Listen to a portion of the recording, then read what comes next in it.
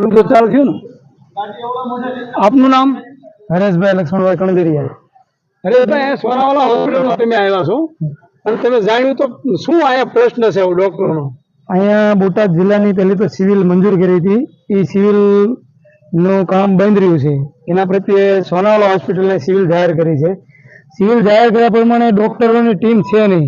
પહેલા તો 2 ડોક્ટર છે અહીંયા, એમરજન્સીમાં ગણો કે ચાર્જમાં ગણો 2 ડોક્ટર છે, 2 ડોક્ટર સિવાય કોઈ ડોક્ટરો છે નહીં હાજરમાં। અને અહીંયા સોનોગ્રાફીના મશીન પણ આવી જાય છે, બ્લડ બેંકનું પણ બધી સામગ્રી આવી જાય છે, પણ બ્લડ બેંક ચાલુ થતું નથી। સોનોગ્રાફિક મશીને પણ બંધ કરી દીધું છે। એક્સરે મશીનમાં છે પણ એ ટેમ્પરરી ચાલુ કરે છે એક્સરે મશીન અને બંધ કરી દે છે, એટલે પબ્લિકને બહુ હેરાનગતિ થાય છે।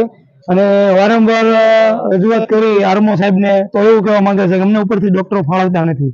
તો ખરેખર બોટાદ જિલ્લો છે તો અહીંયા ડોક્ટરની ટીમ ખરેખર સોનાવાલામાં 10 ડોક્ટરની ટીમ હોવી જોઈએ, એની જગ્યાએ 2 ડોક્ટર આખી સોનાવાલાનું તંત્ર ચલાવી રહ્યા છે। તો ખરેખર આ લોકોને ઉપલા અધિકારીઓને આંખ બંધ હોય એવું લાગી રહ્યું છે અમને।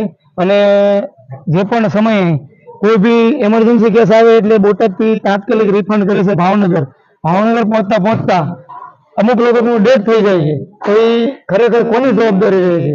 અહીંના અધિકારીઓને રહે છે કે સોનાવાલાના ડોક્ટરો રહે છે? એમને કઈ જાણવા નથી મળી રહ્યું કે બોટાદ જિલ્લો છે તો જિલ્લાનું મથક હોવા છતાં અહીંયા જે ડોક્ટરનું મહેકમ છે એ 5નું છે, જ્યારે તળાજા, મહુવા, પાલિતાણા, નાના તાલુકા છે ત્યાં મહેકમ 10નું છે। તો સરકાર ગાંડી છે કે શું છે? આ ગાંડી સરકારમાં આવું હોય કે જે જિલ્લો હોય એના 5નું મહેકમ હોય અને તાલુકા હોય એના 10નું મહેકમ હોય, તો આ સરકારના આરોગ્ય મંત્રીને ખબર પડી ગઈ કે ખરેખર અમે શું કરી રહ્યા છીએ। તમે ખરેખર મજાક કરી રહ્યા છો, લોકો તમને મત આપી અને છૂટીને મોકલે છે, ત્યાર પછી તમને શું કામ કરવું એની કોઈ ખબર હોતી નથી। જો ખબર ન હોતી તો જ 5 અને 10 માં ફેર હોય।